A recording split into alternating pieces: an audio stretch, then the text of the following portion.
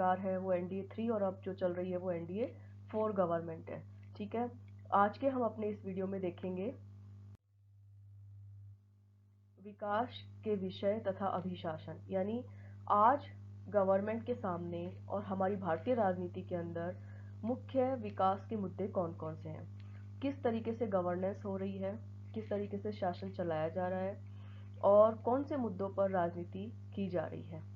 तो ये टॉपिक हम यहाँ पर कवर करने जा रहे हैं। और एक और इसके अंदर हम चीज़ देखेंगे कि कौन सी ऐसी प्रवृत्तियाँ हैं जिनके ऊपर सारे राजनीतिक दल एक मत से सहमत हैं। ठीक है, तो बच्चों सबसे पहले यहाँ पर ये समझना जरूरी है कि विकास की अवधारणा क्या है, विकास किसे कहते हैं। वर्तमान समय में विकास का समय है और सभी डेवलपमेंट की बात करते हैं, बाकी कोई मुद्दा इम्पोर्टेंट नहीं होता, केवल डेवलपमेंट इम्पोर्टेंट होता है। इसीलिए विकास संबंधी मुद्दों ने विकासशील राष्ट्रों को प्रभावित किया है। विकास एक निरंतर, परिवर्तनशील तथा गतिशील प्रक्रिया है। विकास शब्द का प्रयोग आमतौर से आर्थिक विकास दर में वृद्धि और समाज में आधुनिकीकरण की प्रक्रिया के संदर्भ में किया जाता है।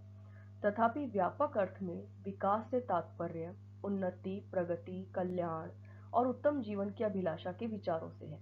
मतलब क्या माना जाता है, ये माना जाता है ना कि जहाँ पर आधुनिकीकरण हो गया, जहाँ पर जीवन स्तर में सुधार हो गया तो डेवलपमेंट है। बड़े अच्छी अच्छी आप लोग देखते होंगे कि कुछ लोग तो क्या मानते हैं कि यहाँ पर अनेक लोग क्या मानते हैं कि सड़क, पानी, बिजली, अस्पताल, उद्योग जैसी परियोजनाओं को विकास से जोड़कर देखते हैं कि अच्छी अच्छी सड़कें बन रही है, फ्लाईओवर बन रहे हैं, डेवलपमेंट हो रहा है, दिख रहा है कि हाँ 24 घंटे बिजली आ रही है, साफ पानी पीने को मिल रहा है, ये विकास का पैमाना माना जाता है। परंतु यहाँ पर वास्तव में एक चीज और जो देखनी चाहिए या समझनी चाहिए कि ये विकास समाज के कुछ लोगों तक नहीं पहुंचना चाहिए, ये विकास समाज के हर तबके तक पहुंचना चाहिए, तभी वो वास्तविक विकास होता है किसी भी देश के लिए।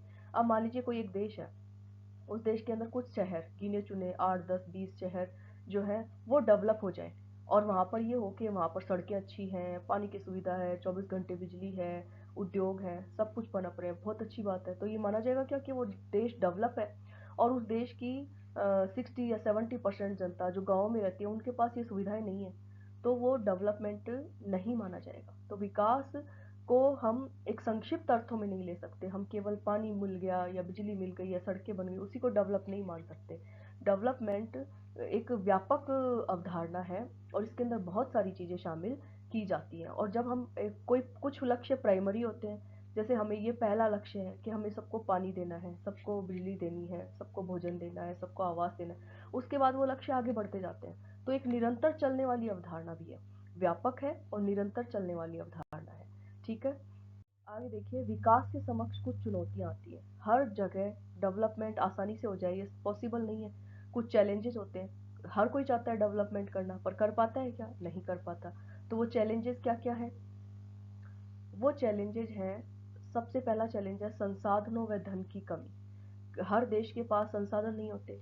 राजनीतिक अस्थिरता, यानी गवर्नमेंट ही नहीं होती स्थायी, लोग बाग सत्ता के लिए लड़ रहे हैं, एक शासक हटा दूसरा बन गया, दूसरा हटा तीसरा बन गया, स्थायी शासन नहीं है तो डेवलपमेंट नहीं होगा।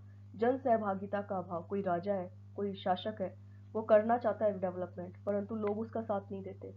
व्यवस्थित प्रशासन की कमी, मैनेजमेंट सही नहीं होता, पूरी ढंग से व्यवस्था उसकी नहीं की जाती।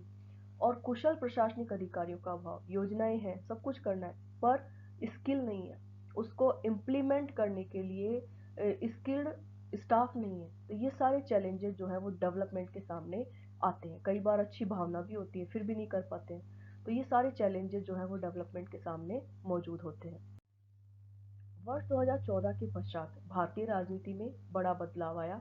इस बदलाव के तहत भारत में विकास एवं अभिशासन अभिमुखी राजनीति को प्रारंभ किया गया। एक बात दिमाग में रखना, जो ये टॉपिक है ये वर्तमान से कंसर्न है। आज राजनीति में और डेवलपमेंट के लिए क्या किया जा रहा है वो हम पढ़ रहे हैं, तो करंट इसके अंदर सब चीज़ें आएंगी, पुरानी चीज़ें नहीं आएंगी।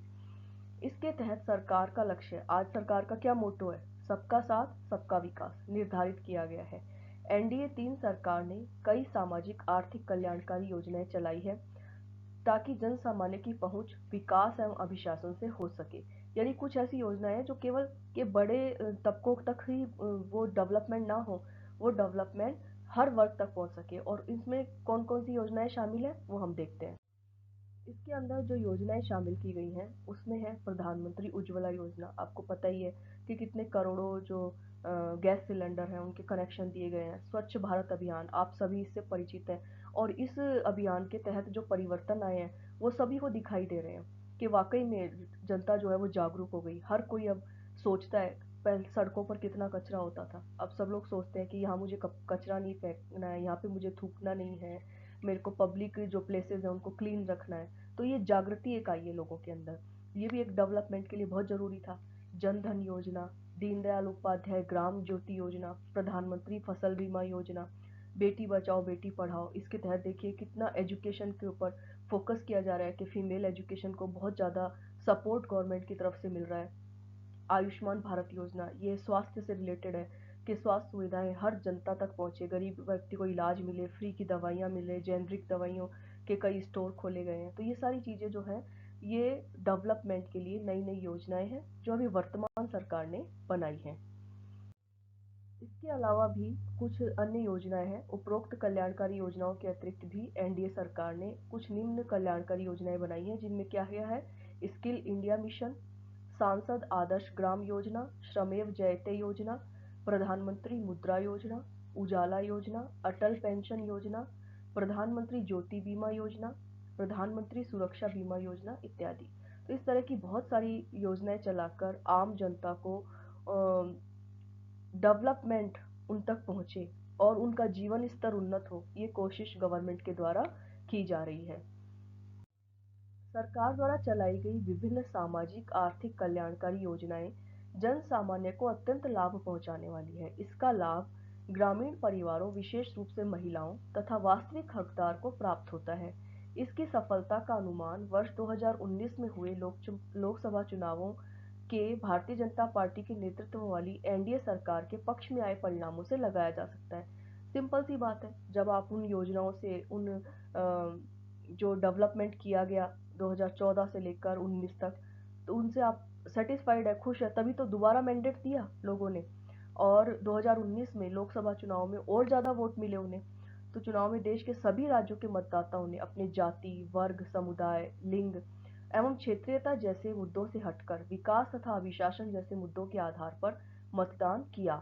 और वर्तमान में सबका साथ, अब जो 19 के अंदर गवर्नमेंट बनी है उसका लोगो क्या है? सबका साथ, सबका विकास और सबका विश्वास, ये जुड़ गया है। ये जो नारे हैं एक तरीके से, इनको याद रखना जरूरी है। कई बार ये ऑब्जेक्टिव प्रश्न में पूछा जा सकता है कि इस समय जो गवर्नमेंट है उसका लोगो वाक्य क्या है, या वो किस तरीके का विकास की किस राह पर अग्रसर है।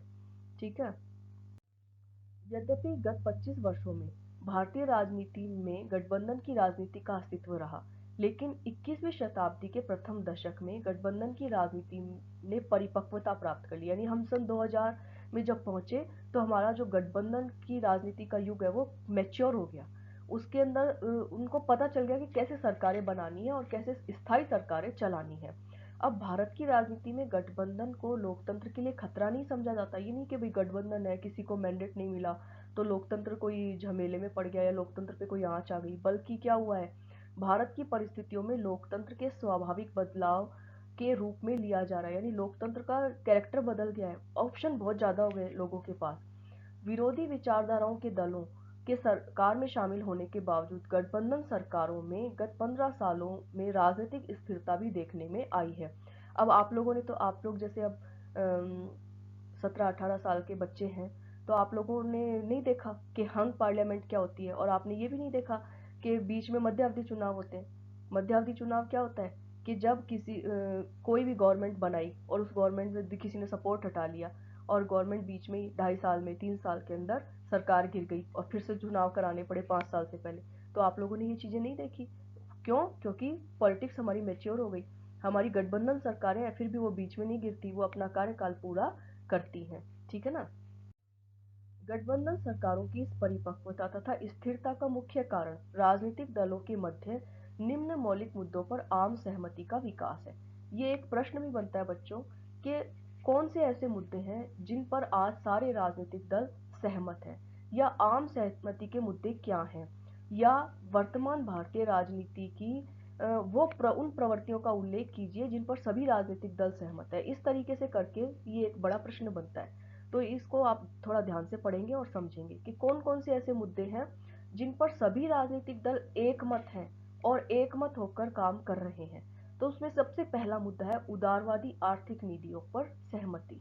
यानी जो उदारीकरण है, वैश्वीकरण है, उसको सारे दल मानते हैं कि हमें ये उदारीकरण वाली राजनीति अर्थव्यवस्था अपनानी पड़ेगी। 1991 में भारत सरकार ने वैश्वीकृत अर्थव्यवस्था के साथ समायोजन के लिए नई उदारवादी आर्थिक नीतियों को अपनाया। कमजोर वर्गों पर इन नीतियों के नकारात्मक प्रभाव के कारण आरंभ में ये नीतियां विभिन्न समूहों व दलों के मध्य विवाद का विषय बनी रही, लेकिन 21वीं सदी के प्रथम दशक में सभी दलों में यह आम सहमति बन गई कि उदारवादी नीतियां देश की संपन्नता तथा विश्व में भारत को एक आर्थिक शक्ति का दर्जा दिलाने के लिए बहुत ही ज्यादा आवश्यक है। यानी हमें अपने दरवाजे पूरी दुनिया के लिए खोलने पड़ेंगे। डेवलपमेंट के लिए उदारवादी अर्थव्यवस्था अपनानी पड़ेगी, बाजारों उन्मुख अर्थव्यवस्था अपनानी पड़ेगी। अन्य पिछड़े वर्गों के सामाजिक न्याय पर सहमति, दूसरा मुद्दा। यानी सब ने मान लिया कि ओबीसी जो है, अदर बैकवर्ड क्लास है, उनको न्याय दिलाना पड़ेगा। तो 1990 में जब केंद्र में अन्य पिछड़े वर्गों के लिए आरक्षण की व्यवस्था लागू की गई थी, तो यह विभिन्न समूहों एवं दलों के मध्य विवाद का विषय बन गया था। लेकिन वर्तमान में सभी राजनीतिक दल इन जातियों के लिए आरक्षण तथा अन्य विशेष उपायों पर सहमत है। यानी सब के सब सहमत है कि इनको और आरक्षण चाहिए और ये रिजर्वेशन को बिल्कुल हटाना नहीं चाहते। सारे दल इस बात पर एकमत है। फिर नंबर 3, क्षेत्रीय दलों की राजनीतिक भूमिका पर सहमति। यानी सब ने मान लिया कि जो स्टेट लेवल पे जो दल है, जो पार्टियां रीजनल पार्टीज हैं, उनके महत्व को नकारा नहीं जा सकता। आरंभ में यह माना जाता था कि चूंकि क्षेत्रीय दल सीमित क्षेत्रीय हितों का प्रतिनिधित्व करते हैं, अतः राष्ट्रीय राजनीति में उनकी भूमिका उचित नहीं है। अतः सभी दलों ने राष्ट्रीय राजनीति में क्षेत्रीय दलों की भूमिका को स्वीकार कर लिया है। वर्तमान में कांग्रेस तथा भारतीय जनता पार्टी के नेतृत्व में गठित देश के दोनों बड़े गठबंधनों में क्षेत्रीय पार्टियों की महत्वपूर्ण भूमिका है। और ये आपने नोट्स बना रखे हैं, आपने एनडीए और यूपीए का जो गठबंधन है उनके दलों के नाम लिख रखे हैं, तो आपको उसमें तुरंत देखते ही पता चल जाएगा कि उसमें से बहुत सारे दल जो है वो रीजनल पार्टीज हैं, यानी क्षेत्रीय दल हैं। और आप समझ जाएंगे कि वो केवल एक राज्य के अंदर उनका अस्तित्व है और वो गठबंधन में शामिल है। ठीक है। फिर अगला जो पॉइंट है, वैचारिक प्रतिबद्धताओं के बजाय व्यवहारिक राजनीति पर सहमति। यानी सारे दल सहमत है कि हम किसी विचारधारा को लेकर रिजिड नहीं बन सकते, कठोर नहीं बन सकते। हमें व्यवहार में प्रैक्टिकल होकर किसी भी समस्या का समाधान करना होगा।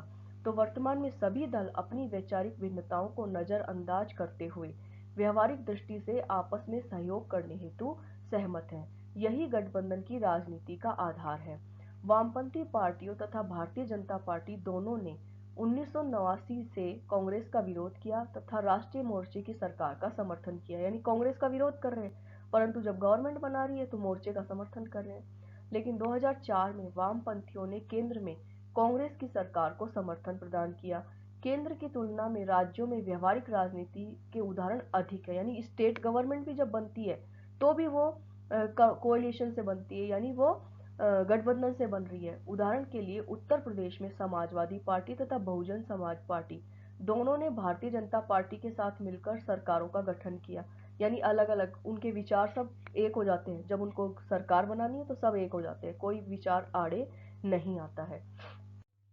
1990 के बाद भारत की राजनीति की उभरती प्रवृत्तियों के उक्त अध्ययन से यह स्पष्ट है कि भारत की राजनीति में इस काल में नए वर्गों तथा नए समूहों की भागीदारी बढ़ी है।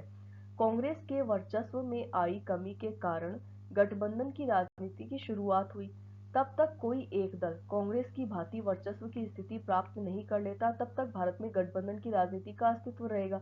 अब भाजपा ने ये प्राप्त कर लिया कि बहुमत मिल रहा है उसको, फिर भी गठबंधन का अस्तित्व उसने बना रखा है। क्यों? क्योंकि वो स्टेट में भी अपनी गवर्नमेंट फॉर्म करना चाहता है उन्हीं दलों के साथ मिलकर। वो केंद्र में उनको फायदा देता है और वो दल राज्यों में उसको फायदा देते हैं। तो गठबंधन की राजनीति चल रही है।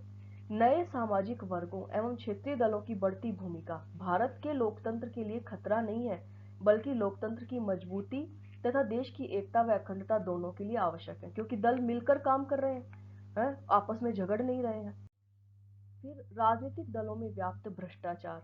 संवेदनहीनता तथा जवाबदेही की कमी के चलते, अब देखो एक नई प्रवृत्ति का हम यहाँ पर जिक्र करेंगे तो हमें आम आदमी पार्टी के द्वारा जो एक नई राजनीतिक संस्कृति की जन्म हुआ है उसको हम अच्छा मानते हैं। जैसे आप अभी न्यूज़ सुने तो आप मानेंगे कि आम आदमी पार्टी जो है जैसे शिक्षा का, स्वास्थ्य का, इन्होंने किन मुद्दों को बनाया, इन्होंने डेवलपमेंट के मुद्दों को अपनी पॉलिटिक्स का आधार बनाया। ये किसी जाति के नाम पर वोट नहीं मांग रहे, किसी ना धर्म के नाम पर नहीं मांग रहे, कोई ऐसी धार्मिक क्रियाकलाप नहीं कर रहे। ये क्या कर रहे हैं, शिक्षा में सुधार कर रहे हैं, आप लोग सब इस चीज़ से अच्छी तरीके से परिचित है। स्वास्थ्य में सुधार कर रहे हैं, और देखा जाए तो भ्रष्टाचार के खिलाफ इन्होंने मुहिम चलाई। तो ये एक शुभ संकेत है। अब इस शुभ संकेत क्यों है कि जब है ना जनता इनको वोट देगी तो दूसरे जो पार्टियां हैं वो भी इन्हीं मुद्दों को आधार बनाएंगे, वो भी इन्हीं मुद्दों पर राजनीति करेंगे। तो क्या दिखाई दे रहा है कि भारतीय राजनीति परिपक्व हो रही है और विकास के लिए सही मुद्दों को आधार बनाकर राजनीति की जा रही है। तो उम्मीद करती हूँ कि आपको विकास के मुद्दे और अभिशासन, गवर्नेंस, ये सब समझ में आया होगा कि किस तरीके से आजकल वर्तमान में ट्रेंड चल रहा है। और उम्मीद करती हूँ कि आपका सिलेबस जो है वो इस वीडियो के द्वारा यहाँ पर आपको कंप्लीट करवा दिया गया है, ऑनलाइन क्लासेस में भी कंप्लीट हो गया है। और यहाँ पर भी वीडियोस में मैंने हर टॉपिक की वीडियो आपको पोस्ट कर दिए हैं। आप अपने सिलेबस का कोई भी टॉपिक निकाल कर अपना वीडियो देख सकते हैं और अपनी पढ़ाई कर सकते हैं। तो उम्मीद करती हूँ कि आप सब अच्छे नोट्स बनाएंगे और अच्छे से अपनी पढ़ाई करेंगे, और कोई भी आपको प्रॉब्लम होती है तो आप उसको ऑनलाइन क्लासेस में और जब भी मिलते हैं तो हम उनको सॉल्व करेंगे।